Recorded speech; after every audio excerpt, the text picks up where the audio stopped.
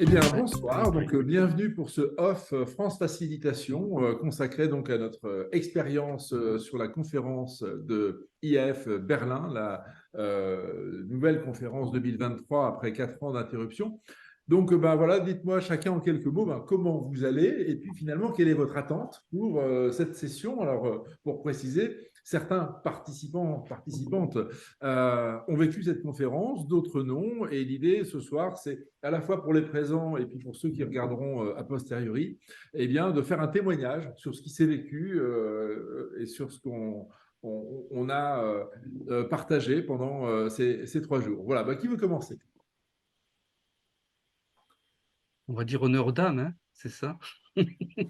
Bon, moi, je veux bien. Donc je suis dans une belle énergie ce soir. Je suis ravie de vous retrouver de nouveau. Et mon intention, là, plus particulièrement, en fait, je viens avec curiosité sur ce qui a pu se ressortir de cette de ce de cette sommet à Berlin. Sur ces, je n'ai rien vu de vidéo, etc. Je suis vraiment neuve et en fait, ces espaces courageux et sortir des sentiers, euh, euh, c'est comment ça se traduit. Voilà, c'est comment ça se traduit et voilà. Donc, dans cette ouverture-là, sur pour ce soir. Donc, merci d'avance de vos partages. Merci. Et je passe la parole à Kacha. Merci beaucoup, Sandrine. J'ai pas d'attente particulière, mais envie de savoir quand même pour ceux qui étaient à la conférence comment ils ont vécu cette expérience et ce qu'ils ont appris. Et envie aussi de partager l'expérience que j'ai vécue sur place et Berlin. Voilà. Et je passe la parole à Nathalie. Bonsoir. Donc moi, c'est la première fois que je participe à une de vos rencontres, si je puis dire. Et ça montre bien que l'IAS c'est quelque chose de très international, puisque moi, je suis française, mais ça fait 30 ans que je travaille à Munich en tant que facilitateur. Voilà, et c'est la première fois en fait que je participe et je trouve ça vraiment top, Across the Borders. J'ai été à la conférence et voilà, je viens pour échanger sur ce qu'on en a repris. Je pense que c'est toujours bien, après un certain temps, de pouvoir digérer. Et puis, moi, je fais pas les regurgiter, mais voilà, échanger sur ce que chacun a pu entendre et échanger. Et je me réjouis donc de vous rencontrer pour la première fois ce soir. Et merci de votre accueil. Merci, Nathalie. Je passe à Philippe. Allez, aux voisins du Sud-Ouest. Très heureux de participer à cette réunion. Pour tout vous dire, j'ai longtemps hésité à venir et puis bon, finalement, j'avais un mois de... cette rentrée-là a été assez chargée, donc je n'ai pas pu venir, mais j'étais rassuré parce que comme je savais qu'Olivier y allait, je savais on aurait de chouettes retours. Et déjà, les premiers retours qu'il nous a fait, j'ai trouvé que c'était super chouette, donc j'espère que je vais en apprendre encore plus et pourquoi pas si ça peut engendrer une certaine dynamique, ce que je crois percevoir des premiers retours que j'ai eus. Donc, hâte d'en savoir un petit peu plus. Et donc, je laisse la parole à Olivier. Merci, ravi également que cette session se tienne parce qu'effectivement c'est important de vivre une conférence pour soi, mais c'est aussi important de la vivre comme voilà, on se l'était dit, on est un peu la représentation française, les quelques-uns qui étaient là, sur place. Et donc c'est peut-être aussi important d'embarquer nos propres communautés pays avec nous dans cette démarche. Et je suis heureux de voir arriver Colette Pennec qui se joint à nous. Colette, bonsoir. Je ne sais pas si tu nous entends déjà. Je Alors, commence à se connecter là. Le temps de Ouais, cliquer donc sur c'est l'audio et vrai la de vidéo. partager et qu'on soit plusieurs à partager. Et ce que je vous propose pendant que Colette se connecte, c'est que on commence donc par une restitution en images, hein. J'ai fait un petit document, peut-être que certains l'ont déjà vu, mais l'idée c'est de faire une restitution en images et qu'on soit plusieurs voix à commenter, hein, parce que ça séquence un petit peu les différents moments. Et donc on passe peut-être un quart d'heure, 20 minutes à refaire le film. Et après, l'idée, ça va être d'aller plus loin sur nos expériences personnelles et du coup, comment à la fois individuellement, on a envie de traduire cet élan qui est en nous maintenant par ce partage, et peut-être aussi, si on a un petit peu le temps, de se questionner sur les ouvertures que ça a provoqué au sein de la communauté IF, sur notamment la perspective des 30 ans l'année prochaine. Moi, en tout cas, j'ai senti que c'était un moment important. Et là, je vois que Camille Lombardo nous rejoint. Voilà, on arrive à 7 participants. C'est beau, c'est bien. On commence à être un petit nombre. Colette, tu nous entends? Pas encore. Camille, est-ce que Camille, tu nous entends? Oui, je vous entends. Super. Eh bien, on venait de terminer à l'instant le temps d'inclusion.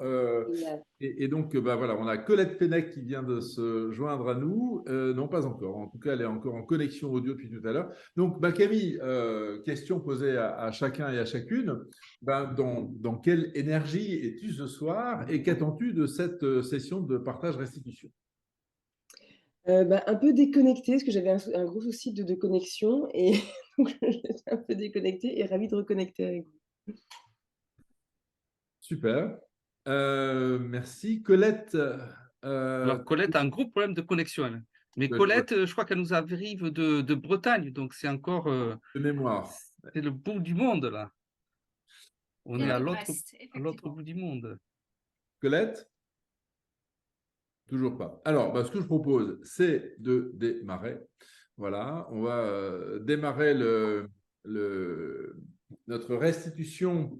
Voilà, on va se réimmerger dans notre récit d'expérience, hein. Donc, comme je l'indiquais, et je le reprécise peut-être pour toi, Camille, qui n'a pas entendu la toute première pré-intro, l'idée, c'est de le partager à plusieurs voix. Donc, je vais commenter quelques enchaînements de séquences, mais dès que vous avez envie de souligner un point, renforcer une idée ou un vécu, n'hésitez pas à rentrer dans ce récit d'expérience. C'est bon? C'est parfait.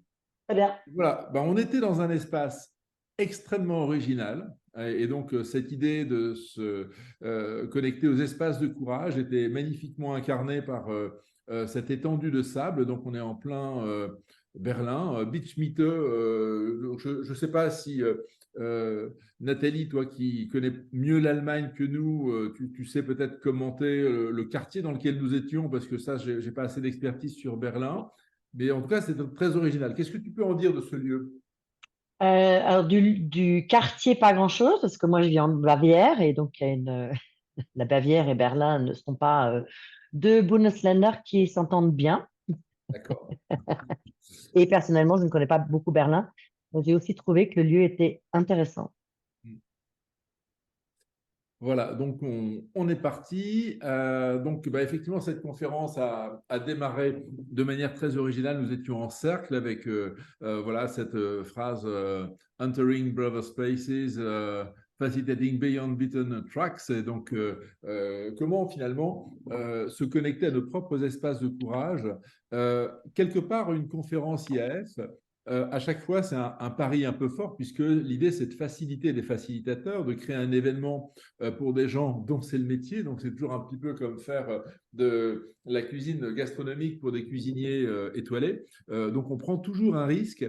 Et en fait, la vraie manière de ne pas prendre de risques dans cette affaire, c'est de prendre tous les risques possibles. Et c'est un petit peu ce qui a été le parti pris de Jutta Weimar et de son équipe, c'est de faire un sujet inédit, justement, comment aller se connecter aux espaces de courage, comment finalement se mettre dans ses limites. Parce que qu'est-ce qui va être intéressant dans un tel moment, c'est justement de nous confronter à nos limites, à nos expériences et voilà, d'aller nous chercher un petit peu au-delà de ce que l'on est. Et c'est ça qui est véritablement ressourçant et qui nous permet aussi de nous connecter les uns aux autres. Donc voilà, tout tard. Vas-y. Olivier, si tu peux revenir 2 secondes sur la slide d'avant. Ouais. Je vous invite juste en bas à droite, vous voyez le grand le titre là qui a été fait à la main. Ils ont démarré la conférence en disant bah voilà, en fait, on est dans on est dans cet espace particulier qui est on est dans le sable, on est déjà sur un truc un peu mouvant. Et puis en prime, ben voilà, être dans un espace courageux, c'est aussi avoir le courage de notre. Je ne sais plus comment il est présenté, mais en gros, il y a ce petit R là, vous voyez le R qu'ils ont rajouté. Parce qu'en préparant, bah, ils ont oublié le R tout simplement et ils avaient fait un petit topo là-dessus sur le fait que, bah, oui, être dans un espace, hem, courageux, c'est aussi accueillir sa vulnérabilité, être authentique et accueillir le fait que, bah, oui, on peut aussi faire des erreurs et que c'est hyper OK. Donc ils s'étaient appuyés là-dessus pour poser le cadre. Parce qu'il y a eu on était très nombreux, on était sur 60 et 70 et j'étais moi assez bluffée par la manière dont ils dans cet immense cercle dont ils posaient le cadre, en reprenant en reprenant enfin un tas de valeurs et enfin ce qu'on fait avec un groupe à 5, 10, 80 personnes, ben là ils l'ont fait mais en cercle et j'étais assez bluffée par, la manière dont ça se faisait, par la simplicité avec laquelle ça s'est fait malgré le nombre que nous étions. Vous êtes combien de Merci. personnes là, de participants environ? Un peu moins de 70. Ouais, le chiffre qui a été rementionné hier par Jouta, qui est venu là au chapter lead, c'était 65. Voilà le chiffre qui a été redonné. Après, je n'ai pas recompté. Bon, ça donne. Voilà. Non, c'était. Et effectivement, je reviens sur ce que vient de dire Camille. On était dans le simple et en même temps, c'était fort. Et c'est ça qui est, je pense, très, très intéressant dans cette démarche. Il n'y a pas de sophistication. Et pourtant, plusieurs fois, Jouta et les co-facilitateurs qui étaient avec elle sont venus un petit peu nous chercher voilà, dans l'inclusion, bah, notamment cette première inclusion avec les espoirs et les peurs. On se met en petit groupe, on se raconte un petit peu qui on est, tout ça. Et finalement, bah, c'est quoi les espoirs avec lesquels on vient et les peurs avec lesquelles on vient. Et bah, jusque-là, tout va bien, on restitue tous un petit peu. Et la question toute simple qu'elle nous pose, c'est finalement, qui, dans le cercle, qui va être responsable de faire advenir nos espoirs? Sous-entendu, on est tous co-responsables de la réussite de cet événement, et ce n'est pas l'équipe qui est organisée qui est responsable de l'événement, c'est tout le monde. Et c'est ça qui est très, très fort. Et voici Jacques Fuchs qui arrive, donc je l'accueille. Et donc, voilà, bah, c'était une première chose, moi, qui m'a un petit peu bluffé, c'est que l'exercice, il paraît trivial et il vient nous chercher sur notre responsabilité. Lorenzo, eh ben voilà, on a du monde ce soir. Alors, on va peut-être faire un tout petit arrêt pour inclure nos nouveaux. Donc, bienvenue donc, aux trois nouveaux, Colette, Jacques et Lorenzo. Peut-être en un mot de quelques secondes, avec quoi vous arrivez et finalement votre attente pour ce soir. Chacun. Je vais peut-être commencer. Donc, bonjour à tous. Désolée pour le retard. J'ai eu quelques petits problèmes de connexion. Bref, et ben moi, mon intention, c'est de la curiosité. Je suis très intriguée et voilà. Donc, je viens par curiosité et avec beaucoup de plaisir. Je suis ravie de revoir certains visages. Merci. Tu passes la parole là. Eh bien, à Lorenzo. Bonsoir, bonsoir. Eh bien, j'arrive pas à retrouver le lien, donc voilà, un petit peu sous pression, on va dire. Et puis, bien curieux de ce qui va se raconter ce soir. Donc voilà, je suis ravi de vous retrouver. Merci. Jacques. Je passe la parole à Camille. Les 6 premiers ont déjà partagé. On peut pas Ah, pardon, excuse-moi. L'idée, c'est de faire une petite nouvelle inclusion parce que vous êtes trois à arriver quasiment en même temps. Donc, Jacques.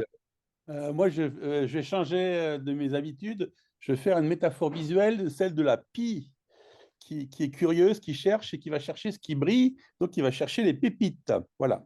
Super.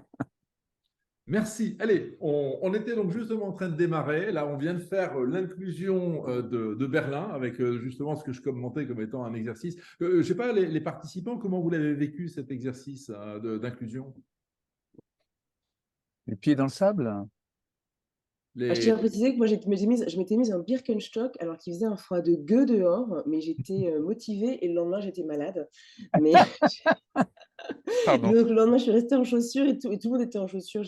Non, j'ai vu une personne pieds nus le lendemain. Et moi, j'ai trouvé moi, c'était la première conférence déjà.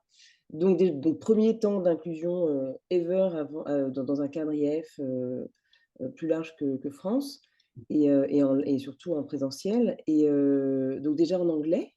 Donc, c'était génial parce qu'il y avait des gens de partout. Il y avait des gens d'Inde, il y avait des personnes de toute l'Europe, il y avait des personnes des États-Unis. Enfin, c'était en fait c'était une conférence organisée par l'Europe, mais avec des gens du monde entier.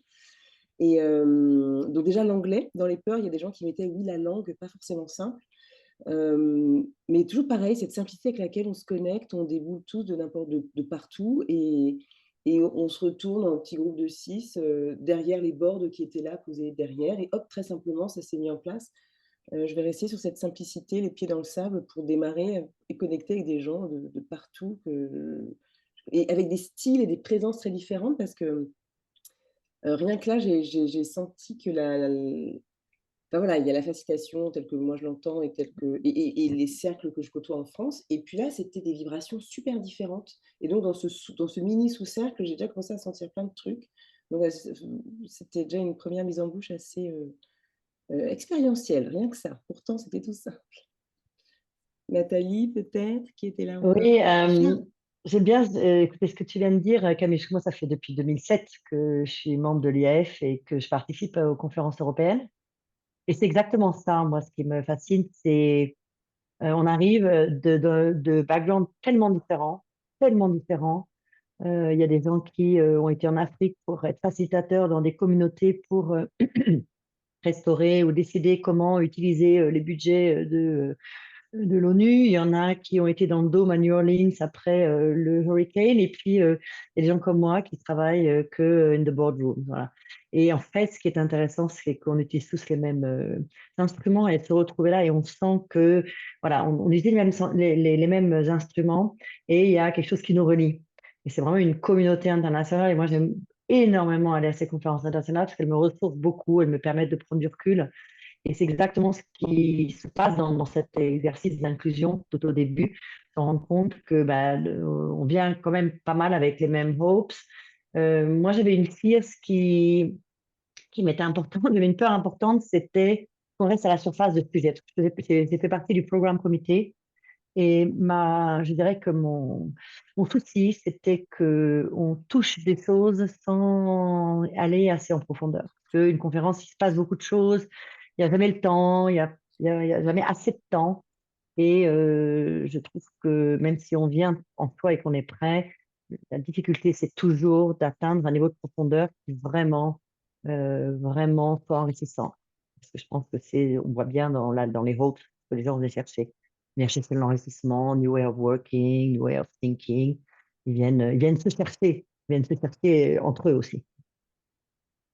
C'est vrai que Nathalie, toi, tu étais dans le comité de programme, tu as participé à toute la Ouais. préparation. Du programme, Oui, oui. la préparation du programme. Voilà, super. Peut-être, Kacha, un mot ou... Pas de mot particulier sur cette phrase-là. Ok. Voilà. Donc, who is responsible for your hopes? Try to be yourself this responsible. C'était extrêmement phrase très simple mais confrontante et j'ai beaucoup aimé cette simplicité. Deuxième temps de connexion, un impromptu networking, là aussi légèrement confrontant, centré sur le participant. Voilà, qu'est-ce qu'on apporte chacun dans cette conférence et voilà, donc à quelle expérience on veut se confronter sur l'enjeu du rôle de la diversité. Là aussi, qui voudrait commenter ce point, ce temps? Je relis, je me remets dedans. Oui, tout simplement dire qu'est-ce que vous avez répondu à ces questions. Alors là, je t'avoue que je ne me souviens plus. To which extent have you experienced Pour moi, c'était vraiment la continuité en plus petit groupe de ce qu'on avait vécu avant et de découvrir, de creuser un peu plus encore. Et c'est très naturel comme mouvement, mais de découvrir un peu plus la venue des gens, je me souviens que j'avais parlé avec... non, c'est parce que je me souviens des sensations, mais je me souviens plus des prénoms et tout ça, parce que c'était quand même assez nombreux. Mais simplicité de la rencontre, on était 2-3 à chaque fois du coup là, et après hop, on se tournait vers quelqu'un d'autre, et je ne saurais plus dire ce que j'avais répondu. La question centrée sur le thème, on avait fait une ligne entre ceux qui ont eu beaucoup d'expérience et ceux qui ont moins d'expérience. Donc la question, c'est dans quelle mesure avez-vous déjà expérimenté ou avez été confronté à des challenges sur le sujet de la diversité et de l'inclusion dans votre rôle de facilitateur? Donc, ça pouvait être, non, en fait, je n'ai pas tellement été confrontée jusqu'à maintenant, ou oui, j'ai été assez confrontée à ça. Et pour moi, ce dont je me suis rendu compte, c'est que finalement, quelque chose qui peut être un challenge pour quelqu'un peut ne pas en être un pour quelqu'un d'autre, et vice-versa. Et donc, en fait, c'est intéressant après d'échanger avec les gens avec qui sont à côté de vous dans cette échelle qu'ils auraient fait au sol, pour voir est-ce qu'on parle de la même chose en fait. Est-ce que moi, ah oui, j'ai l'impression que j'ai vraiment été confrontée à des challenges entre diversité et inclusion, mais finalement, est-ce que c'est le même? Et puis, est-ce qu'on parle de la même chose en fait? Est-ce que on a vécu les mêmes choses sur la même échelle? Et en fait, non, non. Pour certains, ce qui est un challenge pour certains n'est pas un challenge pour d'autres. Voilà, donc Pour plein de raisons différentes. un exercice de constellation qu'il a parlé à Jacques. Bien, qui d'autre veut, je sais pas, Kacha, un petit mot ou c'est bon? J'ajouterais juste, il y avait quelque chose, puisque là on parle de diversity and inclusion, qui était intéressant dans cette conférence, c'est qu'en fait il y avait une awareness équipe. C'est-à-dire qu'en fait, ils avaient oui.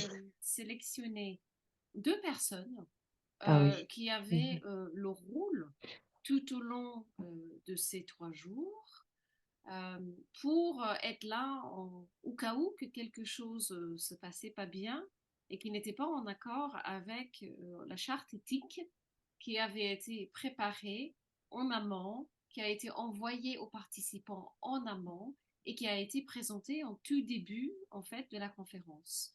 Et j'avoue que c'est la première fois où je découvre cette approche-là. Ces 2 femmes aussi avaient un espace, on le voit en fait en bas à gauche, on voit qu'il y a une mezzanine et sur la mezzanine il y avait un espace confidentiel où les participants avaient été invités de se présenter pour rencontrer the Awareness Team s'ils avaient considéré qu'il y avait quelque chose qu'ils voulaient partager. Donc ça c'était assez original en fait et tout à fait en accord avec le programme autour de Entering Braver Spaces and Diversity and Inclusion. Merci. Ouais, merci d'avoir appelé. Alors, on rentre dans le thème avec un exercice gentiment confrontant, là encore. On dessine sur une petite feuille de papier qu'on a chacun, 4 formes qu'on transforme progressivement. Alors, j'avais pris en compte, après j'ai perdu le papier, je n'ai pas pris en photo, mais on avait chacun transformé en démons nos petits carrés, nos petits triangles, en mettant des yeux, des cornes, des choses horribles dessus. Et en fait, l'idée, c'est de mettre derrière ces petits visuels un peu démons rigolos, finalement, les choses qui nous challengent le plus quand on aborde un sujet sur la diversité et l'inclusion, et finalement comment on se confronte à ces choses qui nous perturbent en tant que facilitateur. Et là aussi, c'était assez intéressant. On était un petit peu dans un cas de tous, comment chacun finalement le travail et le fait de mettre non pas un sujet, mais 4, ça permettait justement d'aller chercher parfois des choses qu'on n'aime pas se dire à soi, parce que parfois, quand on n'a qu'un truc à dire, on va prendre le truc qui est le moins confrontant, mais le plus accessible. Et en fait, quand on en prend 4, on arrive toujours à dire des choses. Voilà. Et donc, c'était assez intéressant. Je ne sais pas si là aussi, quelqu'un qui a participé veut réagir. Alors moi, j'ai mes petits démons. Hein. Je crois que la question était intéressante parce que la question, c'était exactement what makes it difficult for me to invite and hold space for diversity and difference and still reach out. Qu'est-ce qui, pour moi, en quoi réside la difficulté comment dire, d'inviter la participation et d'être un container, de tenir un endroit, de créer quelque chose de safe pour permettre la diversité et la différence, et tout en, en essayant d'atteindre l'objectif du workshop, tout ça. Et donc, c'était intéressant de réfléchir sur finalement aussi parfois cette tension qu'il y a. Moi, c'est cette tension que j'ai fait ressortir entre on a besoin d'espace et parfois, par exemple, il y a le facteur temps. Et moi, j'ai trouvé, c'était mon premier point, c'était time management. C'est-à-dire que parfois, et par contre, c'est que je suis quelqu'un qui toujours va sacrifier le temps pour permettre à l'espace d'être utilisé. Mais j'ai des participants qui trouvent que ben, non, on n'a pas réussi à atteindre tout ce qu'on voulait atteindre, et puis le temps presse et on ne peut pas déborder.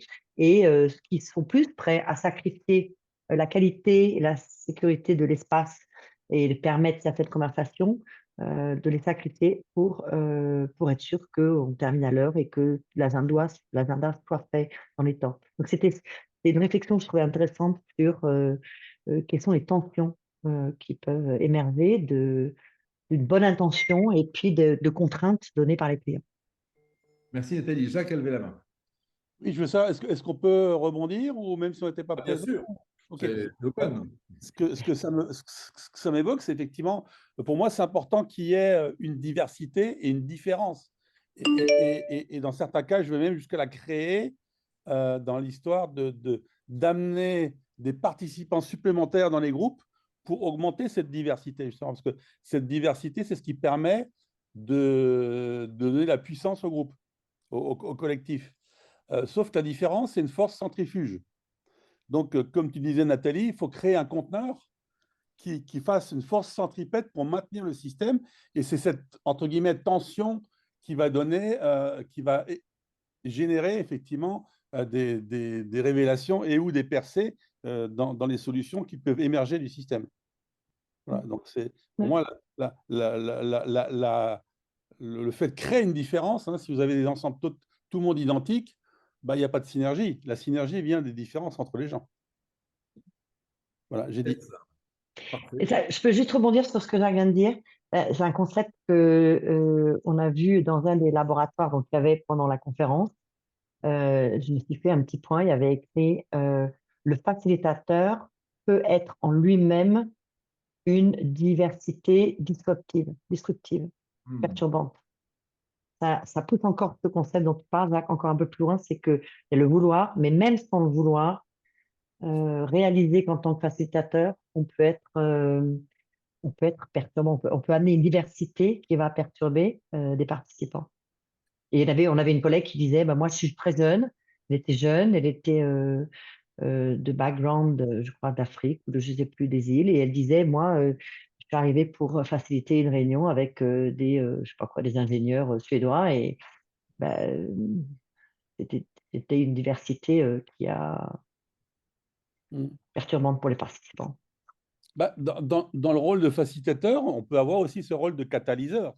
Et justement, qui enclenche des réactions qui ne participent pas à la réaction, un peu comme en chimie, mais qui la favorise. Et s'il n'est pas là, la réaction ne se passe pas.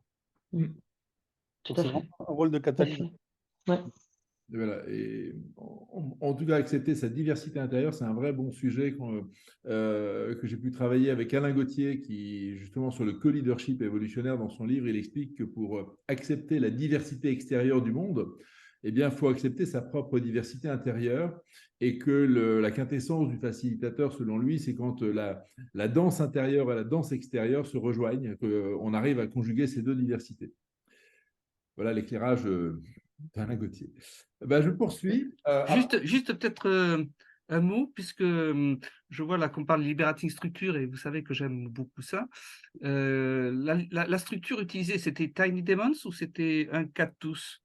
Alors, c'était Tiny Demons sur le format, mais on était après en 1-4 tous, puisqu'on a chacun travaillé son truc, puis on l'a fait partager à 4, et ensuite on a partagé en tous, non pas le contenu, mais ce qui se dégageait de nos cercles respectifs. D'accord. Donc, c'est une structure, je ne connaissais pas, Tiny Demons.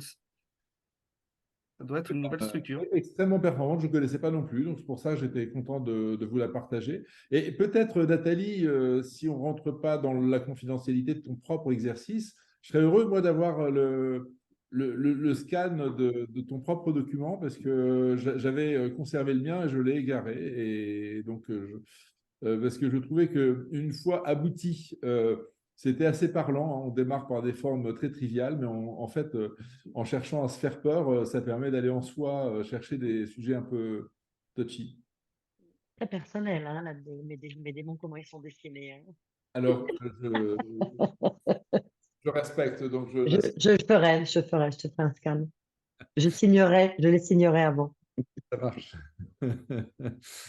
Voilà. Eh bien, ensuite, on avait différents labs. Alors, je ne sais pas ce que les uns et les autres ont vécu dans les participants. Le mien, je le raconte, il est très simple. C'est sur la démocratie participative. Et justement, on avait là deux facilitateurs de Milan qui travaillent sur une sorte de convention citoyenne, comme on l'a vécu en France sur le climat. Mais eux, c'est pas à l'échelle nationale, c'est à l'échelle des grandes villes.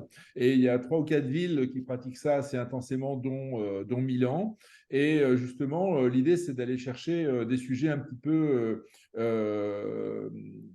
voilà, en questionnement. Et donc, on a fait un World Café pour justement se mettre dans la posture d'aller chercher les questions fortes sur 3 thématiques qui étaient bien sûr l'environnement, l'autre, c'était la fin de vie, et le troisième, je ne l'ai plus en tête. Rebelle. Pardon, Kacha? Rebelle. Les rebelles, voilà, faciliter la dynamique des rebelles. Voilà, et donc un moment très riche là aussi, où ce qui m'a frappé pour ma part, c'était la manière de me connecter à des participants que je ne connaissais pas, comme Anna Bonman qui venait d'Angleterre. Enfin voilà, il y a plusieurs personnes assez singulières qui se sont révélées pas mal dans ce contexte. Je ne sais pas si vous aviez enfin, qui avait participé à quel lab, comment vous avez envie d'en parler, les uns les autres, participants. Moi, j'ai participé à un lab avec Céleste de Brito, donc qui elle est de IF Portugal. Elle est venue présenter un outil qui s'appelle Mind Time. Alors, j'ai des photos, mais c'est vrai qu'elles ne sont pas sur le slide, mais je peux déjà vous montrer mes notes. En gros, tout tourne autour de ce triangle. C'est un outil qui ressemble un petit peu au test type MBTI, mais qui n'est justement pas ça. Et elle expliquait comment donc il joue sur le présent, le passé, le futur, comment on passe du concret à l'abstrait. Enfin, elle nous a présenté le modèle, et à partir de là, elle nous a expliqué un petit peu comment elle l'utilisait, soit pour démarrer une session, c'était pour le coup très pratique. Donc il y a un questionnaire je sais pas combien, il y a 17 questions pour la version courte, donc ça peut se faire directement en session avec des participants pour introduire une session, par exemple. Ou ça peut se faire en amont, on demande aux participants en amont de répondre, tout est collecté, et les résultats sont collectés, et à partir de là, le facilitateur peut introduire sa session. Il y a une version en 45 questions, et c'est axé sur, je retrouve qu'il y a une formule très simple qui disait que c'était, contrairement au MBTI ou au disque aussi, vous connaissez peut-être avec les couleurs, là, on est axé sur sur le mind, en fait, sur comment est-ce qu'on fonctionne là-haut, et pas sur les comportements, comme ça l'est la plupart du temps pour ce type de test. Donc voilà, donc elle nous expliquait en quoi ça pouvait être utile à la fois dans des coachings, avec des étudiants aussi, elle utilisait beaucoup, pour des kick-offs, pour démarrer des démarches. Apparemment, c'est assez puissant avec un grand groupe. En change management aussi beaucoup, en team management, pour essayer de voir toutes les parts d'ombre du groupe et tout ça. Bref, je ne saurais pas vous en reparler enfin, vous le rendre plus concret, mais en tout cas, c'est un outil, le Mind Time, que je vous invite à découvrir. Et, si ça vous et je vais vous mettre le lien dans le chat. Je vais le retrouver et vous le mettre. Merci Camille. J'en profite pour dire, parce que j'ai fait le montage effectivement en quittant la conférence à l'aéroport et le lendemain, et donc finalement je ne vous ai pas invité les uns les autres à intégrer vos contributions. Donc effectivement sur les labs différents, moi je serais preneur de quelques photos Camille, et puis je vais faire un montage étendu où il y aura lab 1, lab 2, lab 3, enfin en tout cas ceux que je récolterai pour peut-être mettre à la disposition des adhérents IAF France un document Ouais. étendu comme celui-là. Super, ça marche. Kacha, Nathalie, de votre côté, vous aviez vécu quoi pour vos parts?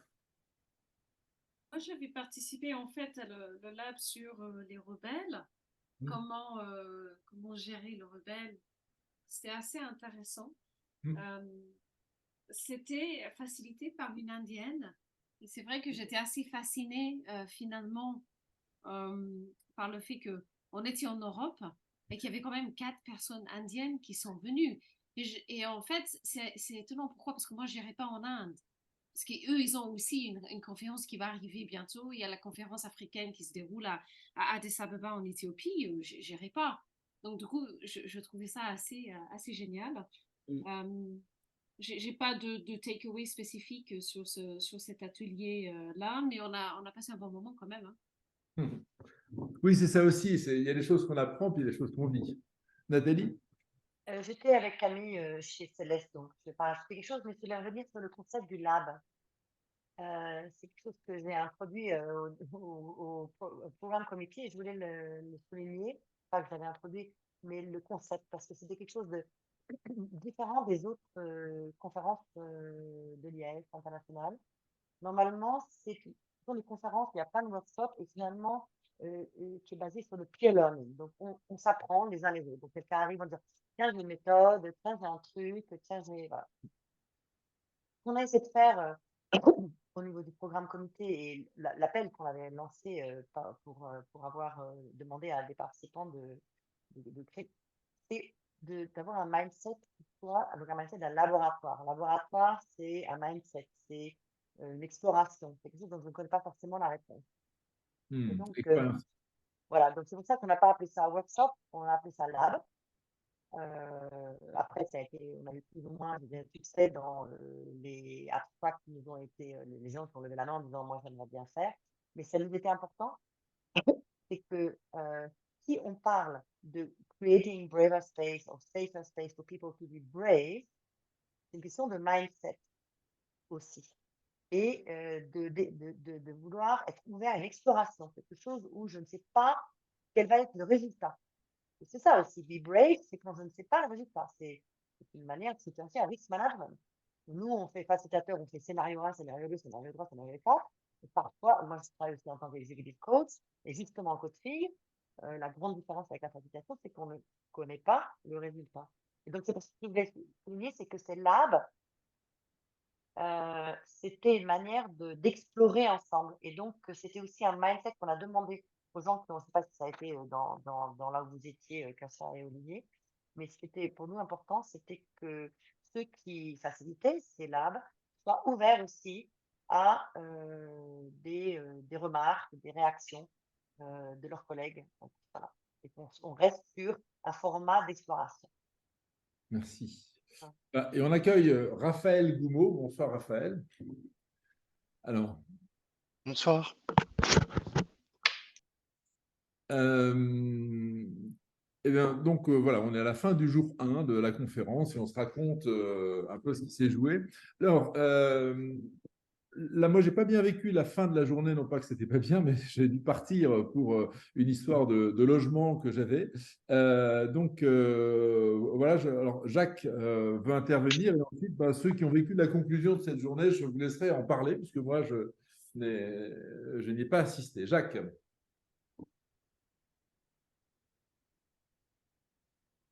Allô? Et sur mute. Oui, j'ai mis le micro, excusez-moi. Je disais, j'étais en train de nouveau de rebondir sur ce que disait Nathalie pour la deuxième fois, donc c'est intéressant. Je dis toujours en anglais, avant qu'il y ait un breakthrough, il faut qu'il y ait un insight.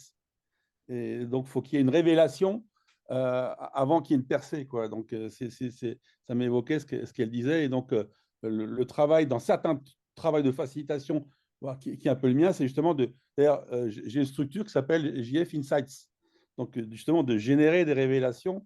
Et c'est sûr que quand on facilite dans cette approche-là, c'est très différent que de faire juste une facilitation de réunion un peu plus classique ou des choses comme ça, pour que les choses se passent dans l'harmonie et la bonne humeur, quoi. Donc, les enjeux sont pas, et les intentions sont effectivement pas les mêmes quand on veut créer une percée éventuellement dans ce qui a besoin d'être créé. J'ai dit. Merci, Jacques.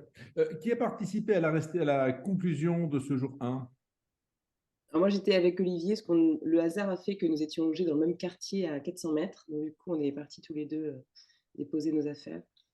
Voilà, en logement chez l'habitant, il fallait récupérer de quoi rentrer plus tard. Voilà, peut-être Nathalie, Kacha. Kacha? Non, je n'ai rien à signaler par rapport à la fin de la journée 1. Voilà. Ça fait très très froid et donc personne n'était dehors. Et au Ouais, niveau de l'institution, ça a été fait en petit comité, si je me souviens bien, Kacha. Ouais. Donc c'était assez. C'est pour ça qu'on voit les groupes de deux ou trois, qui ont échangé sur ce qu'ils avaient pris des labs. Voilà, jusque-là, tout était très, très bien. Et après, bah, on est arrivé à 8h30 de retour en Uber avec Camille. Bah, on est arrivé, on a vécu la fin du repas et 9h30, plus personne. C'est fini, bonne nuit. Voilà. C'est un peu surprenant ça, mais en même temps, on était tous crevés, il faisait froid, mais c'était assez hivernal, on va dire.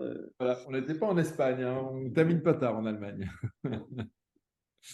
Voilà, deuxième jour, voilà, moi j'ai admiré le sable, voilà, avec un flouté de près.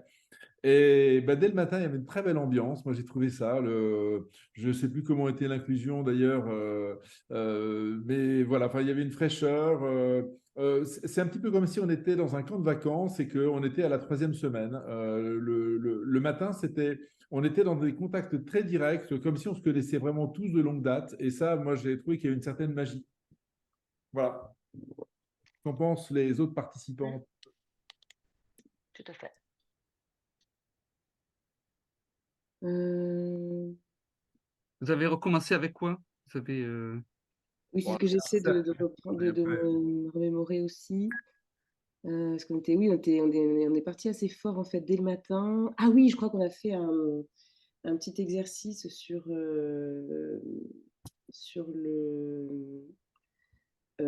c'était un partage d'expériences guidées. Et pour en tirer les facteurs de succès, ou en tout cas pour en retirer ce qu'on avait appris sur justement la facilitation d'un, je ne sais plus exactement comment c'était formulé, je l'ai en photo en fait, mais sur la facilitation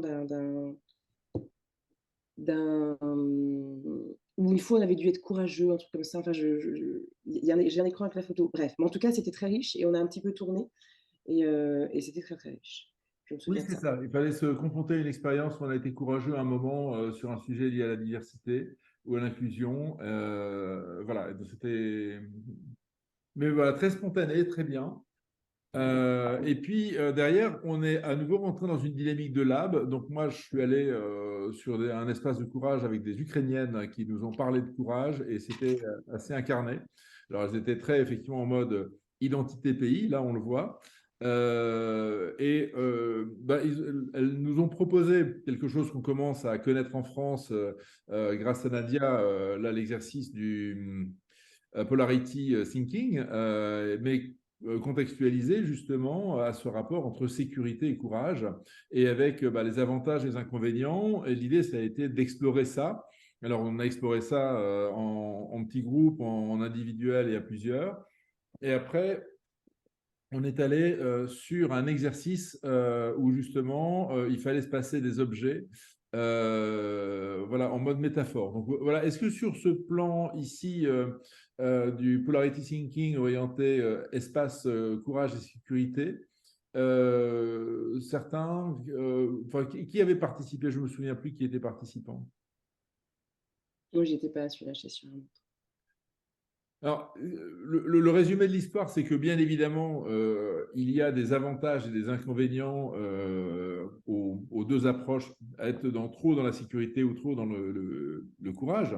Mais ce qui est extrêmement intéressant, c'est en fait qu'on se rend compte que c'est une dynamique. Alors moi, ça m'est cher la notion de dynamique, c'est que si vous voulez tirer un petit peu votre groupe, il faut le mettre en posture d'un certain risque, parce que si on reste dans notre zone de confort, il ne se passe pas grand-chose. Donc, on a vraiment intérêt à emmener notre groupe sur des choses qui sont un petit peu aux limites de ce qu'il a envie de vivre et de ce qu'il questionne, parce que c'est là où tout d'un coup va se passer des choses.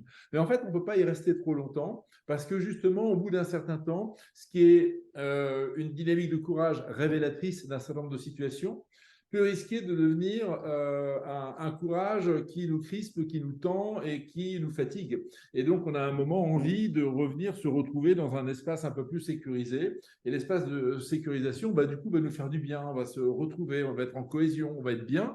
Mais si on reste toujours dans notre cocon, on va finir par s'avachir et s'ennuyer. Et donc, il y a un moment où il faut repartir. Et donc, en fait, de penser finalement non pas qu'il y a des avantages et des inconvénients et que c'est figé, mais au contraire que c'est une dynamique et que c'est le mouvement entre ces deux pôles qui va faire la vérité un petit peu de notre dynamique de facilitation. C'est extrêmement intéressant, peut-être même pour séquencer une démarche ou un séminaire pour rendre finalement vivant. Voilà. Et finalement, l'un et l'autre, la sécurité et le courage, ne sont pas des opposés, ce sont des pôles.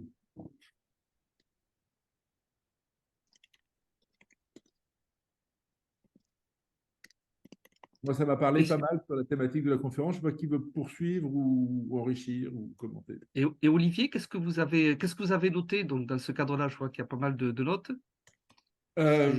Justement, au départ, on est factuel sur quels sont les avantages et les inconvénients. Donc, on a rempli carré par carré. Alors, c'est quoi les avantages de l'espace, un espace qui sécurise? C'est quoi les avantages? C'est quoi les inconvénients? Et en fait, quand on creuse, on se rend compte que justement, les avantages et les inconvénients sont très contextuels à une dynamique parce qu'effectivement, la sécurité vous rassure et vous conforte, mais elle peut aussi immédiatement vous ennuyer et affaiblir votre énergie parce que à rester toujours dans du coton sécurisant, ça ne nous projette pas. Et donc, voilà, c'est véritablement pour justement se questionner sur le fait que aller à notre limite en termes de courage, et ça, pour moi, ça questionne vraiment toute la thématique à la fois de cette conférence et même de notre posture, nous, de facilitateurs, c'est comment, quelque part, on va en permanence chercher à gérer cette tension entre sécurité et courage.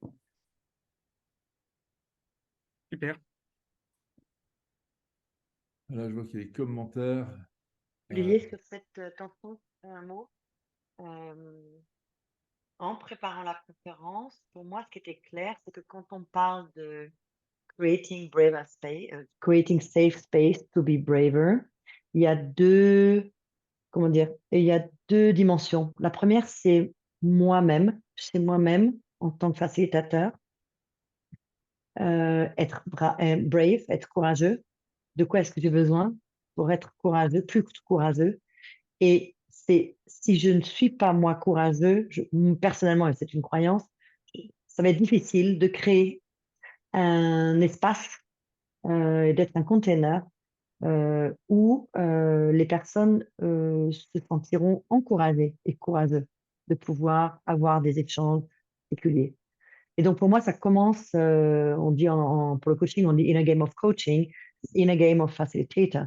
Parce que si moi, je ne me sens pas en sécurité, si moi, je ne me sens pas, si moi, je ne me sens pas courageux, comment est-ce que je peux créer un container pour des personnes et s'exprimer?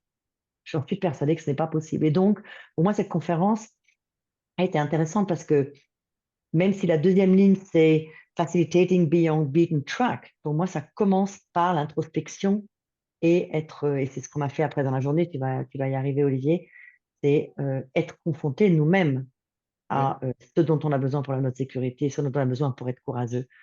Sinon, comment accompagner les groupes et comment designer des espaces? Absolument. Voilà, la posture de courage. Alors peut-être Kacha qui indique qu'elle s'en va pour contrainte horaire. Est-ce que tu peux nous dire un tout petit mot avant de partir, justement, ton message sur cette conférence en globale synthèse? Je dirais que après, chacun prend ce qu'il veut, mais pour moi, c'est toujours la rencontre, en fait, avec d'autres facilitateurs qui priment, en fait. Et cette conférence était intéressante d'un point de vue qu'il y avait vraiment une diversité de nationalités. Donc, il y avait des Biélorusses, des Hongrois, des Russes, des Ukrainiens, des Moldaves, des Finlandais, des Africains du Sud, des Indiens, des Jamaïcains. Enfin, il faut le faire quand même, hein, toute cette diversité-là. Et je crois que c'est vraiment ça que je prends avec moi parce que ce sont ces liens-là et ces contacts-là que je vais vraiment amener avec moi bien au-delà de cette conférence. Merci, Voilà. Kacha. Merci infiniment. À bientôt. Au revoir. Bonne soirée, Merci, Kacha. Kacha. Au revoir. Euh, Bien, alors on va peut-être poursuivre parce que l'heure tourne, mais en tout cas, cette notion, je pense, de courage, pour moi, je pense qu'effectivement, c'est le message aussi cœur. Hein. Il y a autant les rencontres que ce message fort. Comment nous, aujourd'hui, dans cette transition et cette société qui est confrontée à des tas de défis, finalement, on est aussi, nous, appelés facilitateurs à être plus courageux. Juste, si tu me permets de rajouter, j'en ai pour 30 secondes, j'aime bien une définition du courage, c'est avoir peur et agir quand même, qui est le contraire de la lâcheté. J'ai peur et je n'agis pas. Ouais, donc on a cette autre opposition. Courage, c'est j'ai la trouille, mais j'y vais quand même. Et je vais peut-être me faire la voix de, merci hein, Jacques, de Lorenzo qui peut-être ne peut pas parler. Ah si, c'est bon Lorenzo, vas-y. Oui, c'est bon, mais je ne voulais pas interrompre ce qui est partagé. Je pense que c'est peut-être important d'arriver à la fin des 3 jours, et puis après, on pourra faire dans le jeu de questions-réponses, hein, Olivier. Oui, tout à fait. Alors là, je vais poursuivre sur un autre lab avec toujours notre équipe ukrainienne sur les métaphores. Et donc, c'était quoi la métaphore d'un groupe qui était à la fois courageux et sécurisant, hein. Et finalement, on avait acté à partir de là qu'on pouvait être les deux. Et c'est surtout en étant les deux qu'on crée la force et l'envie. Et donc, il nous donnait un petit peu le manuel de la parfaite métaphore en 16 points. Je vous les laisse les lire, je ne vais pas vous les commenter.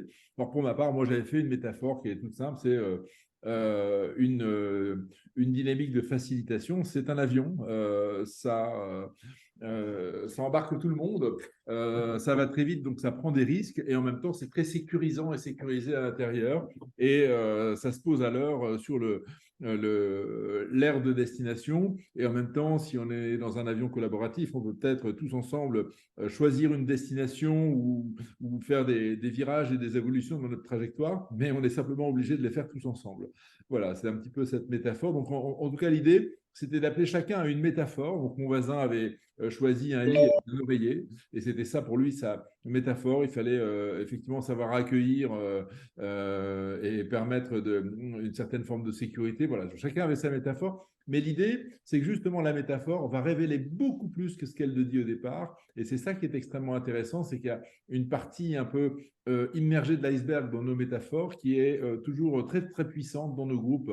Et bon, là, on avait un exercice physique où on était en cercle et on se partageait d'abord une balle qui tourne très vite et on doit se la tourner en même temps. On devait partager une paire de ciseaux qui était un peu tranchante. Et puis, on devait tout d'un coup accueillir un verre plein d'eau qui contenait, je ne sais plus quoi, qui était en cristal de sa grand-mère et qu'il ne fallait surtout pas casser. Et en fait, comme on tourne de plus en plus vite, il y a un moment où on prend des risques.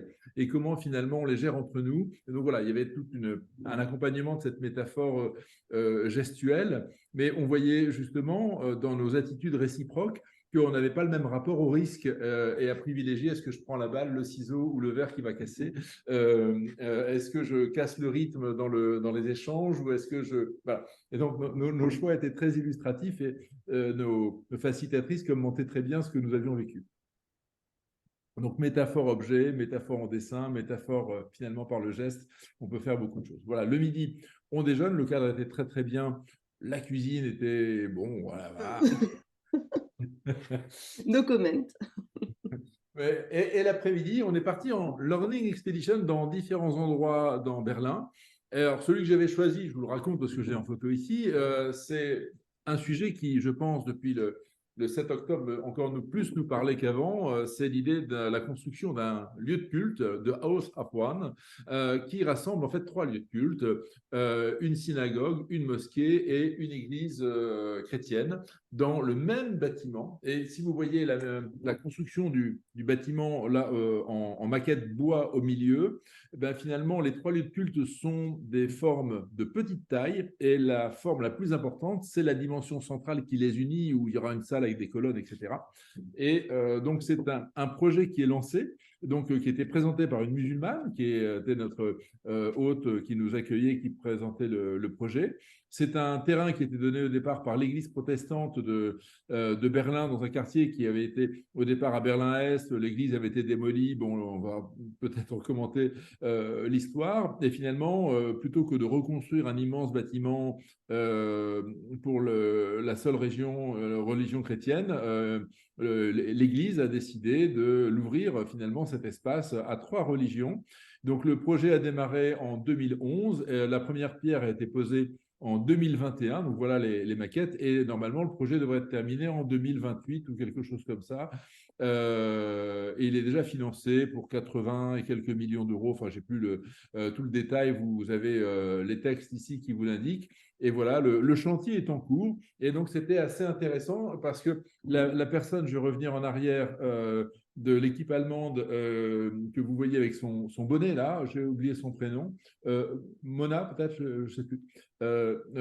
Donc, facilite le comité de pilotage de cette opération depuis 6 à 8 mois. Et donc, elle est au cœur de ça, elle fait ça bénévolement. Et c'est un projet, effectivement, qui est extrêmement emblématique et impliquant, surtout dans l'époque que nous vivons. Je ne sais pas qui pourrait commenter davantage. Et peut-être les autres participants, vous avez aussi d'autres vécus de Learning Expedition. Mais voilà, c'est toujours très, très intéressant d'aller se confronter à des situations réelles. Je vois le temps qui file, donc très très brièvement un témoignage, vous avez le temps pour les questions après. Moi j'étais avec des femmes un réseau de solidarité entre femmes, et la conclusion, d'où c'était l'excursion 3 District Mothers avec Ruta. C'était un tout petit groupe très intime, donc elles avaient prévu qu'on soit une vingtaine, au final on était autour d'une table, c'était très très chouette avec un petit thé, des petits biscuits, elles nous ont reçus dans leur local. Une des conclusions, on a ce grand cœur au milieu, c'est que en fait, elles sont un peu des facilitatrices qui s'ignorent, ces femmes, qui s'entraident, qui créent des temps, des safe space, mais autour d'un café, dans la rue. Elles arrivent à poser un cadre très facilement, très simplement et très naturellement, parce qu'elles ne s'appellent pas facilitatrices. Et donc, nos conclusions, c'était Women are true connectors and facilitators. Ça, c'est Tamara qui avait dit ça. Et un truc très beau aussi, c'est The Most Vulnerable Shines. Donc, l'authenticité, la vulnérabilité la plus extrême brille. Et elles ont affaire à ce type de situation dans leur quartier. Donc, c'était une dimension tout autre. On était vraiment dans une vraie intimité. Et c'était très, très, très, très, très beau moment de partage. Merci, merci Camille. Nathalie, peut-être un mot? Oui, j'étais au Berlinale et on a rencontré au Berlinale, c'est le festival international de cinéma de Berlin. On a rencontré un groupe qui s'appelle Diversity and Inclusion et 4 takeaways. La première chose, c'est que pour que les choses changent, il faut qu'il y ait la détermination du leader at the top. Et c'est ce qu'ils ont expérimenté. Il a dit, à partir de maintenant, on va faire plus que du végétarien à manger pendant le festival. Voilà, point final. Voilà, j'ai décidé. Un autre takeaway, c'est que quand vous êtes inclusif, vous êtes aussi exclusif tout le temps. Parce qu'en fait, finalement, vous dites, OK, d'accord, on va intégrer les végétariens, mais du coup, vous ne permettez plus à ceux qui veulent manger de la viande de manger de la viande. Donc, se rendre compte que finalement, même avec la meilleure intention d'être inclusif, et on reste exclusif. Ce sont les gens qui prennent les décisions, quels sont les films qui vont être pris dans le festival. Et ce qu'ils disaient, c'est que ce sont des décisions courageuses, parce que parfois les films ne sont pas forcément aussi inclusifs et respectueux de la diversité, et disent que leur raison d'être, leur mission et leurs valeurs guident leurs décisions courageuses. Et puis, ce que moi, personnellement, j'ai réalisé, c'est qu'on dit toujours Diversity and Inclusion, DNI, Mais en fait, je pense que ça devrait s'appeler DNA, Diversity and Acknowledgement, pour commencer. C'est-à-dire que ça, pour moi, ça doit commencer par la reconnaissance de la diversité avant qu'on parle de l'inclusion du fait de la diversité. Et d'ailleurs, DNA, c'est un joli jeu de mots aussi. Donc, moi, j'en ai décidé que je ne parlerai plus de DNA avant d'avoir parlé de DNA. Voilà, merci. Merci. Bien, donc bah voilà, les Learning Expeditions, que ça se fasse sur 3 jours ou une seule après-midi, c'est toujours effectivement extrêmement intéressant parce que c'est décadrant, c'est décalant. Donc finalement, nous-mêmes, on n'est plus au même endroit dans notre sphère de regard habituelle et on s'immerge dans une autre expérience. Et ça nous nourrit. Et puis le groupe avec lequel on est, finalement, vibre aussi de ce même décalage. Et donc finalement, on se connecte encore mieux aux autres. Et donc la dynamique de rencontre, moi j'ai échangé avec tout un tas de gens encore que j'avais simplement vu de loin. Et on était dans le métro ensemble. Voilà, enfin, c'est extrêmement riche aussi à retenir aussi pour d'autres formats, y compris des formats qu'on peut faire pour les groupes que l'on accompagne dans nos fonctions respectives. Voilà, les fameuses photos, on les a prises ce soir-là. Là, on a dû prendre 22 photos, je ne vous les inflige pas toutes, mais on s'est bien marré, ne serait-ce que pour cette séance photo. C'était rigolo. Et puis après, on est allé faire un tour dans Berlin, on est allé manger de la bonne cuisine berlinoise, en tout cas quelques-uns là, voilà. Et on se retrouve le 3e jour matin, très frais. Pour ce mois d'octobre, aujourd'hui serait normal, mais voilà, on sortait un petit peu d'un été prolongé et on est rentré donc dans cette dynamique. D'abord, un petit temps sur l'IAF avec nos responsables de chapitre Europe pour justement nous questionner sur comment on considère l'évolution de l'IAF, qu'est-ce qu'on évalue le plus intéressant, qu'est-ce qu'on voudrait c'est ce qu'on a comme besoin pour faire évoluer l'IF. Donc là, on a quand même voilà, partagé pas mal de choses un petit peu sur cette posture peut-être un peu encore en retrait, en tout cas à mes yeux, moi, de l'IAF et le fait que justement, nous, IAF, comme le facilitateur que décrivait Nathalie, doit aussi aller chercher sa dimension de courage pour avoir un leadership peut-être plus fort. Et on a aussi partagé cette notion qu'on était dans un IAF qui voilà, existe depuis 30 ans. C'est beau, 30 ans, mais quelque part, on est peut-être encore un peu dans un mental de pionnier, comme c'était juste que l'on soit au départ, puisqu'il n'y avait pas beaucoup de gens qui étaient facilitateurs et ce type de pratique n'était pas très connu, alors qu'aujourd'hui, l'intelligence collective, ça devient mainstream et que les acteurs du coaching, etc., sont très, très avancés dans leur position sociale, sont reconnus, établis avec des codes, des certifications, et que nous, les facilitateurs, on est encore un peu dans une posture plus modeste, alors qu'on pourrait être appelé justement à faire preuve de courage, à avoir plus de leadership. Donc, est-ce que l'occasion des 30 ans n'est pas l'opportunité pour pousser le bouchon un petit peu de ce que nous sommes? Voilà un petit peu les grandes lignes. Hein, puis après, toutes les autres contributions, vous les avez là. Je ne sais pas, Nathalie, Camille, qu'est-ce que vous avez envie, parce que c'est peut-être que mon point de vue que je développe, hein, je suis peut-être très partial et partisan, mais voilà, en tout cas, ce que j'ai pour ma part vécu. Et vous? Alors déjà, je tiens à préciser que c'était à 8h, 8h30 cette session. Et comme j'étais malade, moi, ça a été dur d'y arriver, mais hyper contente j'ai assisté à la moitié, moi, de ce temps-là, qui était hyper passionnant. Déjà, j'ai appris que l'IF avait 30 ans, je ne savais pas. Et je te rejoins, il y a un vrai défi, et c'est un défi qui nous a. Ce qui s'est dit durant cette réunion a servi du coup, a été un des topics qu'Olivier a proposé d'ailleurs, du forum ouvert, et qui a été extrêmement riche et dense pour les personnes qui sont venues y participer. Donc, bon, voilà, je suis juste repartie avec un tel esprit de challenge en fait par rapport aux 30 ans de l'IF, et puis avec le sentiment aussi d'être entendu, en tout cas reconnu dans les interrogations et dans ce qui a à faire évoluer, en fait, dans les évolutions, dans la transition peut-être dans laquelle l'IF se trouve aujourd'hui, quoi. Je me suis dit, tiens, c'est pas mal incarné là, finalement, il va peut-être se passer des choses, et on en est tous acteurs. Merci. Nathalie? Micro. Il y a Lorenzo qui a levé la main. Ah, Lorenzo.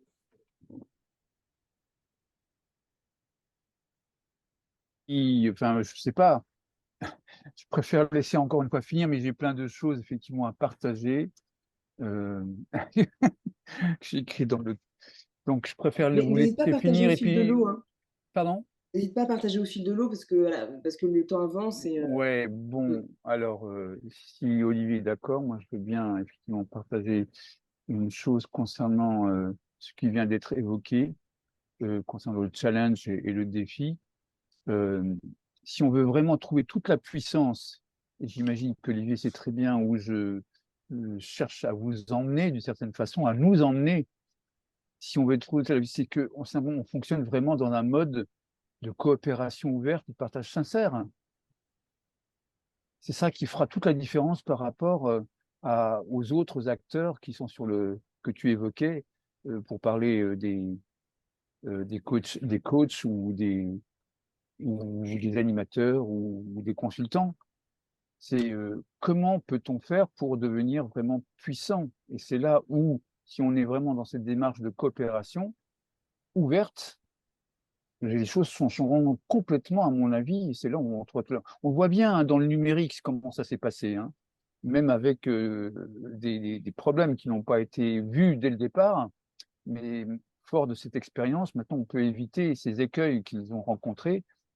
Et bien entendu, je pense que toute la dimension, en tout cas qu'on essaie d'explorer avec le consortium d'accompagnement des transitions, c'est ces dimensions justement de coopération ouverte sur la base, sur un socle de confiance, à savoir les biens communs numériques et juridiques, les licences open source en CC BY SA. Et ça ferait toute la différence. Parce que là, on ferait corps, à mon avis, Je, avec. Voilà. Oui, tu m'as déjà sollicité, on a déjà parlé. Je pense que ce serait effectivement très très bien d'avoir un atelier exploratoire sur les forces, les limites, les opportunités et le courage qu'il faut avoir derrière tout ce que tu proposes. Parce qu'effectivement, ce n'est pas un sujet où on bascule simplement tous du jour au lendemain, c'est super. On est complètement d'accord. Sur lequel il faut être intelligent avec les défis que ça représente pour en saisir les véritables opportunités. Donc, preneur pour qu'on prenne le temps. Voilà. Merci Lorenzo. Et aussi, je voudrais revenir au contexte peut-être plus micro de l'IAF, parce qu'effectivement, on a vécu ces dernières années dans IAF France des questionnements sur IAF international qui nous demandent de changer des trucs dans les statuts, etc. Ça nous a un petit peu challengé, bloqué, parce qu'on avait le sentiment qu'un gros appareil nous commandait à nous, mais en fait, on se rend compte que l'appareil, il est fait que de gens comme nous qui s'interrogent et qui avons et qui gèrent une certaine énergie, des opportunités, des responsabilités, des devoirs et des pouvoirs. Et donc, finalement, comme le dit Camille, le jeu est ouvert. Mais le jeu est ouvert si on veut bien en être partie prenante. Et plus, je pense, on en sera partie prenante, plus on pourra donner de la dynamique à cette évolution. Donc, en tout cas, moi, mon invitation, c'est justement qu'on s'y intéresse, hein, parce qu'on peut être dans le déni ou la critique. Bon, c'est respectable aussi, mais je pense que c'est plus efficace, effectivement, d'être dans l'écoute, dans la contribution, dans la proposition, et on peut proposer des choses qui ne sont pas forcément au départ dans une pensée identifiée comme mainstream, parce que si on est tous à basculer dans cette pensée qui n'est pas mainstream, c'est notre pensée qui devient mainstream, tout simplement. Et on se rend compte que les questionnements aujourd'hui sont assez mûrs pour que ça bouge. Donc voilà, c'est l'opportunité pour qu'on se saisisse du manche. Et la force par rapport à d'autres communautés de facilitateurs qui existent et qui ont raison d'exister, c'est qu'on est connecté à une communauté internationale. Et ma grande découverte, ma grande redécouverte, c'est que des gens qui sont dans des pays lointains, exotiques, voire qui ne sont pas forcément des démocraties, en fait, sont des facilitateurs comme nous, sont des humains comme nous, qui se posent des questions très très proches de nous, voire les mêmes. Et donc, on a une très très grande proximité avec nos pairs. Et ça, c'est très réconfortant. J'ai une question. Est-ce que lorsque vous êtes exprimé, est-ce qu'il y a eu des prises de position de IAF France, de IAF Allemagne, est-ce que ça s'est un peu présenté par chapitre? J'ai pas eu le sentiment qu'on se soit identifié par chapitre, mais plutôt dans notre singularité. Ouais, je On va confirme. terminer le truc parce que si on veut un petit échange, il faut quand même qu'on avance. Mais en tout cas, c'est des bons sujets. Donc, petit point de com, 26-27 avril, vous êtes tous invités à la grande conférence IAF Irlande. Et est-ce que nous aussi, on devrait peut-être faire une conférence IAF France à l'échelle de notre pays? Ça, c'est en tout cas les Anglais le font. Donc, ils font une opération un peu similaire. Pour inspiration, si on décidait un jour de le faire, est-ce qu'on le fait en 2024, 2025, 2026? Je vais être ouvert. Après, je ne veux pas non plus qu'on se charge. On a déjà beaucoup de choses. Pas 2024. Hein. Pas 2024. Voilà. Et ensuite, forum ouvert, animé par Gérardo de Lutzender, qui, depuis le 1er octobre, est le président par intérim, parce qu'il y a eu tout un pataquès avec la société qui suppose. Bref, je ne vous raconte pas le truc, mais en tout cas, c'est lui. Et on a fait un forum ouvert où sont arrivés plein de sujets. On a tous contribué à des sujets. Donc, Nathalie nous a proposé un très beau sujet. C'est le tout premier. Et si on parlait business, hein, Nathalie, si tu peux nous en parler de ta proposition? Bah oui, je pense qu'on s'est rendu compte que c'était un sujet qui était absolument pas au centre des conférences. Et donc, moi, c'était des Brave parce que je fais pas d'open space dans ma pratique et je n'ai jamais proposé de ma vie un sujet open space. Donc, j'ai trouvé que j'avais été très brave à avancer avec ma pancarte pour proposer une session sur ce sujet on-site. Voilà. Il y a Lorenzo qui aimerait intervenir. N'hésite pas, Lorenzo, si tu veux, avant la fin, parler de ta proposition pour l'année prochaine, pour la rencontre internationale, pour les rencontres continentales. Elle est assez simple. Enfin, oui, euh, la, la crise sanitaire nous a permis de révéler combien on pouvait œuvrer différemment à distance, dans un mode hybride. Et ça s'est pas mal développé dans bien des domaines. Et je pense que ça mériterait d'ouvrir cet espace au plus grand nombre, parce que là, on parle de 60 personnes, alors qu'on parle d'international et qu'il y a des milliers et des milliers de facilitateurs, de voir s'il y a l'opportunité d'ouvrir des espaces à certains moments, peut-être, hein, de pouvoir ouvrir cet espace à bien d'autres personnes et de voir comment on peut imaginer ça. Et là, moi, dans ma démarche, qui n'est pas propre uniquement à la facilitation, je suis en relation avec plein de personnes qui sont dans des approches transmédia et qui pourraient très bien gérer ce genre de choses. Voilà. Écoute, Oui, c'est un point vraiment important que tu soulèves. Ouais. yes. Ouais, Merci. Donc voilà, les ateliers qui étaient proposés, on va peut-être avancer. Donc ici, sur l'atelier de Nathalie, il y a eu beaucoup de contributions et un groupe a démarré aujourd'hui dans un mode cercle avec un certain nombre de parties prenantes dont on fera peut-être des communications plus tard et peut-être, moi, l'invitation que je ferai à la prochaine réunion, Nathalie, c'est que justement, on trouve peut-être un format pour le décliner, peut-être à l'échelle de chaque pays, parce qu'on a tous besoin, hein, derrière ce groupe qui a aujourd'hui son unité et son nombre, on ne va pas faire un groupe à 400 personnes. Il y a peut-être l'idée, effectivement, de décliner ça ensuite dans un schéma à cascader pays par pays. On a tous besoin aussi de progresser, pas seulement sur le versant comment on fait bien de la facilitation, mais comment on la valorise bien auprès de nos clients ou de nos destinataires internes si on est facilitateur interne. Mais aujourd'hui, la faire reconnaître, la développer les entreprises qui vont avec, je pense que là aussi, c'est une manière de contribuer à la puissance de la facilitation dans la société. Tout à fait. Et donc, l'autre sujet que j'ai posé, hein, c'est si on a tous 30 ans l'année prochaine, qu'est-ce qu'on va faire de nos 30 ans pour les 30 ans qui viennent? Et donc, how do we make IAF brave and attractive again? C'était la question que j'ai posée. Et donc, j'ai été rejoint curieusement par Tamara, notre Regional Director, par Céleste Brito, qui est notre nouvelle directrice du membership à l'échelle mondiale, Yann Lely, qui est aussi une figure importante de IAF Netherlands, et puis on le voit pas justement, Gérardo de Lutzender, qui est venu une demi-heure en tout cas, discuter avec nous. C'était assez riche et on a posé pas mal de sujets.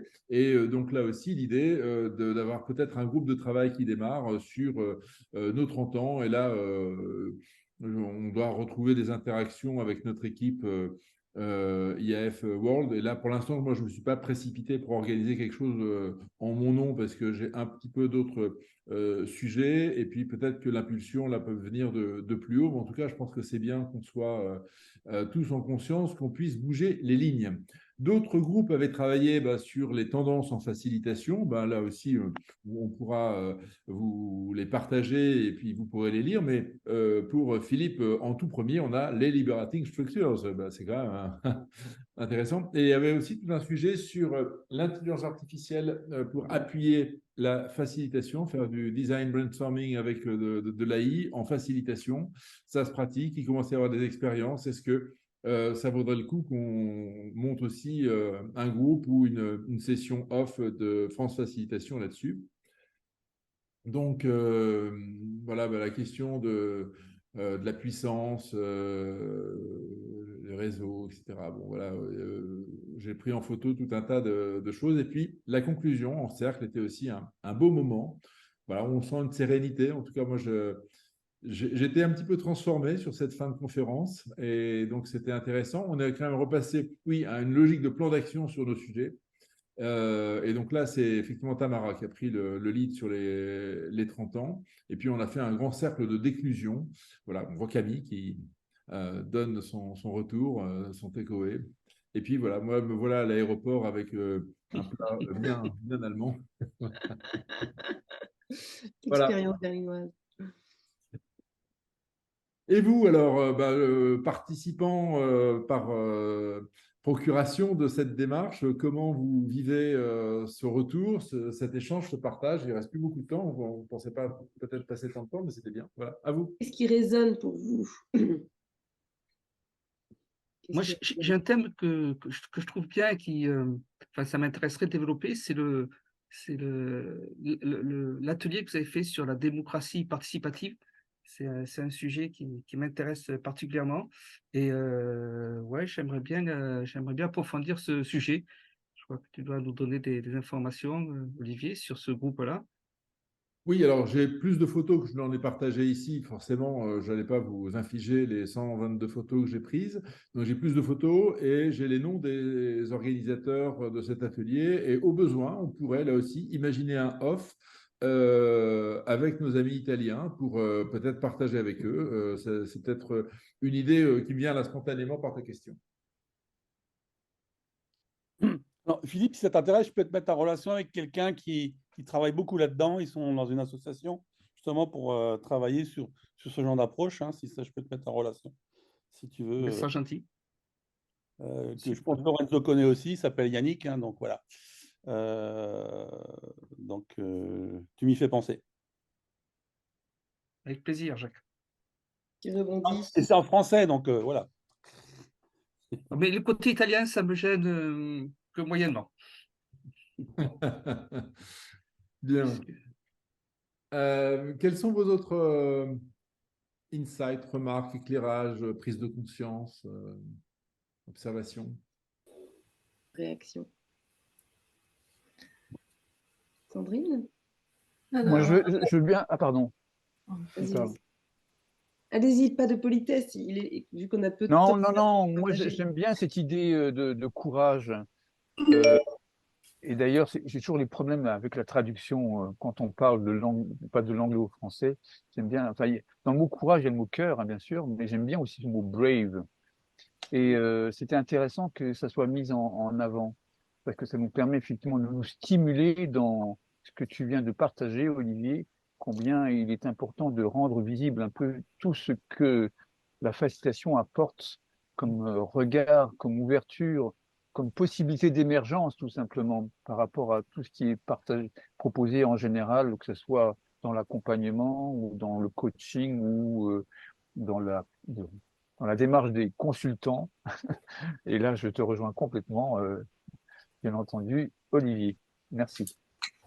Merci. Sandrine?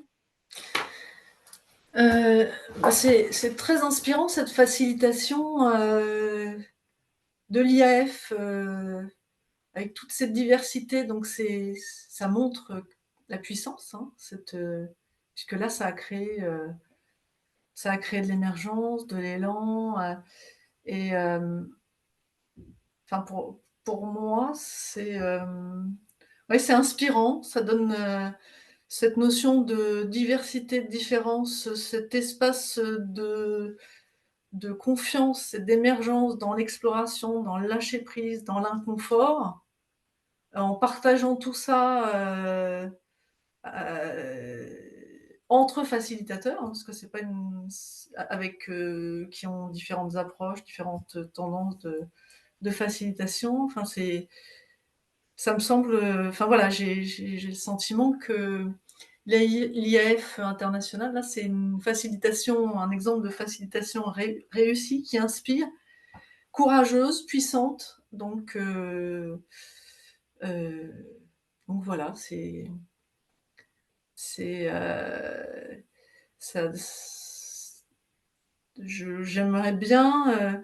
J'ai une curiosité sur le profil des facilitateurs qui ont facilité cette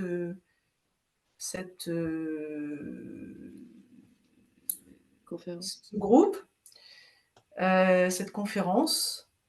Voilà, oui, quelles sont leurs approches et voilà, Oui, parce que comment ils travaillent. Pardon? non, j'allais compléter parce que dans ma restitution visuelle, là, il manque une immense chose, c'est l'incarnation des facilitateurs de l'équipe qui Ouais. était extrêmement intéressant, posé, juste. Et voilà, enfin, l'équipe qui a travaillé avec Nathalie, qui pourra peut-être en dire un mot, on avait une belle brochette. Et cette intention que Nathalie a partagée de départ sur la profondeur, être vraiment dans une facilitation confrontante, courageuse. Donc, bon, ok. Mais effectivement, cette vision des facilitateurs, je suis preneuse. Voilà. En complément, et je vous remercie beaucoup, c'est très riche, très enrichissant et très inspirant. Vous partagerez le lien de la présentation et la présentation s'enrichira encore des contributions éventuelles là, Oui. des autres participants que je n'ai pas forcément bien intégrés. On va la mettre à jour, puis on vous l'enverra. J'ai une autre requête là, concernant Nathalie là, pour le groupe là, dont elle s'occupe. Enfin, je ne suis pas sûr d'avoir tout compris, mais ça m'intéresserait d'en savoir un peu plus. Alors, il est 19h29, Nathalie doit partir dans très peu de temps. Je pense que Ouais. Nathalie nous dit un mot, puis après on va se dire au revoir, parce que je crois qu'on est tous un petit peu pris par le temps. Oui, pour l'instant, le groupe, comme c'est un groupe pilote, pour l'instant, il est refermé, elle est fermée. Mhm. On est déjà une vingtaine, ce qui est beaucoup plus que ce qu'on était à Berlin. Et justement, le point que Olivier a soulevé, c'est qu'il faut absolument qu'on réfléchisse à comment, pour l'instant, c'est un pilote. Donc vraiment, c'est une première approche, c'est la première fois qu'il y a un groupe de facilitateurs, mais c'est replicable, c'est-à-dire que les 20 prochains, ils peuvent se retrouver et discuter. Enfin, nous, on va discuter sur ce que chacun amène. Donc, ce sont des groupes qui s'autogèrent, si je puis dire, hein. Euh, Ouais. Voilà, pour l'instant, on s'est rencontrés, enfin, on va se rencontrer la semaine prochaine, une deuxième fois. Donc, on est vraiment d'abord en constitution d'un groupe de pilotes et il y a plein de questions justement qui arrivent parce que on se rend compte qu'il y a une énorme demande sur le sujet, énorme. Voilà. Mm. Sauf que bah, moi, je suis dans le colis, enfin, je dirige ce groupe. Je ne peux pas dire un groupe de 400 personnes, quoi. C'est pas possible, même 35, c'est Bien pas, sûr, bien sûr, bien sûr. pas le sujet. Et puis la question, c'est comment est-ce qu'on va faire passer les informations. Et puis, je pense que voilà, ce genre de groupe vit de la richesse des personnes qui y sont. Donc, les 20 prochains peuvent se mettre ensemble et faire un groupe pour s'enrichir les uns ensemble, les uns avec les autres. Et peut-être préciser que le groupe est sur Basecamp, qui est donc accessible pour les membres IAF World. Donc, ce n'est pas forcément un accès qu'aura un contributeur de la communauté France Facilitation. Donc, il y a l'implication comme d'être sur Basecamp, d'où l'échelle locale, qu'est-ce qu'on crée en local, qui ne soit pas sur Basecamp, et qui permettent de décliner ça. Juste par contre, Camille, dans le groupe qu'on a sur Basecamp, il est que accessible par les gens qui sont sur ce groupe-là, pas sur tous les autres groupes Basecamp de IAF Global. Oui, mais en tout cas, déjà de base, il faut Basecamp, et en plus, en prime, il y a Voilà. double accès. Voilà, bah, effectivement, ça ouvre le questionnement de faut-il être seulement abonné à France Facilitation pour faire partie de la vie Communauté France ou bien oser être courageux, prendre l'adhésion IAF World pour être membre IAF World. Donc voilà, à chacun de trouver sa propre réponse, mais effectivement, l'expérience internationale, il faut la vivre et après, on ne sait plus s'en passer. Il y a Ben, que là qu'on n'a pas ça va bientôt entendu. être le cas parce que j'ai eu une réponse de IAF World concernant la requête que j'avais faite et que tu avais en partie instruite, Olivier. Très bien. Bah, J'ai eu voilà, la voilà. réponse il y a quelques jours. OK. Voilà. Peut-être 19h32, on peut se dire un petit mot de au revoir avec quoi on repart, un petit cercle de déclusion. Parce que là, je pense qu'il Très faut. rapidement, ouais. Pour entendre tout le monde. Ben, on donne la parole à Colette qu'on n'a pas encore entendue. Avec quoi je repars? Plein d'énergie, parce que j'ai trouvé ça super chouette ce partage. Bon, avec des petits focus, parce que j'ai vécu en Allemagne, donc ça me rappelle des souvenirs, notamment sur les qualités des repas, c'est très différent de France. Et tous les partages que vous avez faits avec cette diversité, ça ne fait que me conforter dans mes expériences, dans mon quotidien, sur la volonté en fait de mixer les équipes et d'apporter du nouveau et d'accepter les différences. Voilà. Moi, je repars avec une petite anecdote, du coup, ça, je vous en repartage un petit peu plus, mais j'avais été bluffée par la présence d'un très jeune, un petit jeune qui était au bac. À quel âge il avait? Il avait 17, Ah, 10. Joseph, oui, très jeune. Joseph, Et donc, ouais, qui faisait avec son papa, qui est donc italien, sa mère doit être française, donc il parlait italien, français, anglais, il parlait plein de langues, et il était encore au lycée, je crois. Et du coup, plutôt que d'aller faire des... Enfin, il va se former et tout ça, mais en gros, il dit, bah non, mais moi, je vais démarrer, je vais... Et donc, son père, très intelligemment, qui avait la sensation que la facilitation pouvait être un truc pour lui, lui-même étant facilitateur, lui a dit, bah viens à la conf, pour moi, je te paye la conf. Et donc, le petit gars, il était là avec ses bouclettes et il a bluffé tout le monde. Il apportait un truc très particulier, dans une vibe vraiment chouette dans la conf. Et voilà, moi, ça m'a vachement marqué. Donc, je repars avec cette image-là de vive la jeunesse. Et c'était canon dans cette IAF, un peu grosse institution, 30 ans, pas, en moyenne d'âge, pas jeune, hein. Et ben, je trouve ça canon de voir ce gamin, en fait, et qui dit, bah ouais, moi, je vais faire ça. Et là, moi, ça m'a tellement. Enfin, voilà, espoir pour la suite, pour l'avenir. Je trouve ça génial. Et il m'a déjà contacté sur LinkedIn, ce gars, pour me parler de Liberating Structure, quelque chose comme ça. Effectivement, il suit une formation post-bac, mais il vient juste d'avoir son On va bac, quoi. continuer le tour, ouais. Mais Merci, oui, Nathalie. excuse-moi, Philippe. Je suis obligée de vous dire au revoir parce que je dois être à un rendez-vous à 8h et il me faut le temps d'y aller. Je vous remercie beaucoup. Merci de m'avoir accueilli. Merci pour ces échanges. Et puis, bah, peut-être à une prochaine fois. Je suis désolée de Merci vous à toi, quitter comme Nathalie. ça. Merci, au Un grand revoir. merci pour ta présence et tes Au témoignages. revoir. Merci, Nathalie. Allez, qui enchaîne? Jacques. Moi, je vais reprendre mes habitudes. C'est un chaudron comme le druide qui tourne. La potion magique, on mélange les ingrédients pour faire une potion magique. Le druide de la facilitation systémique, c'est. J'ai montré.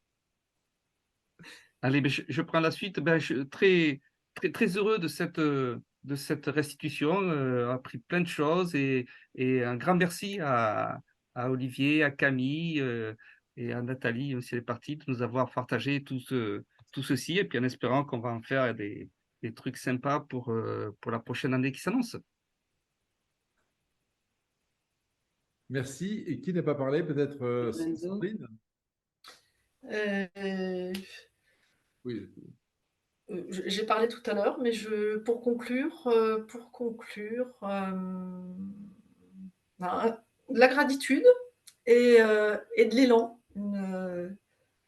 C'est, je dirais, vision élargie, voilà, vision élargie et je sens de la puissance et qui ne demande qu'à s'exprimer. Voilà, c'est ça.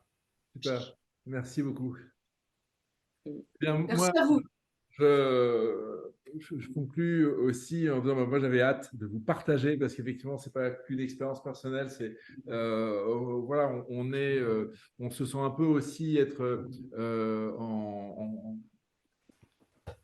voilà, en passage de communauté à communauté, et j'avais envie que la communauté internationale, la communauté France, eh ben, se connecte, et on était plusieurs connecteurs à cette conférence, et puis je suis heureux. J'avais une petite crainte encore hier soir, on n'était pas très très nombreux inscrits à cette soirée d'aujourd'hui, et voilà, bah, vous êtes, on a été 10 à un moment, c'est pas mal, et en tout cas, comme c'est enregistré, j'espère que ça touchera davantage de monde encore, et voilà, ben, très très heureux de ce partage.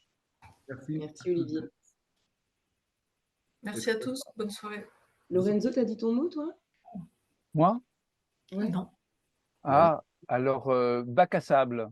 J'ai beaucoup aimé. Ouais, génial, génial. Ça, génial. Bac à sable et le truc du druide, ça va faire des trucs là. Pardon Lorenzo de ne pas t'avoir. Non, non, c'est tout bon. Merci. Merci à vous, c'est super C'est chaud. de vous avoir retrouvés ce soir et d'avoir l'occasion de nous donner l'occasion de revivre un peu ces moments-là avec vous. C'était vraiment chouette. Merci. Un mois après. Merci. Au revoir. Au revoir. Bonne soirée.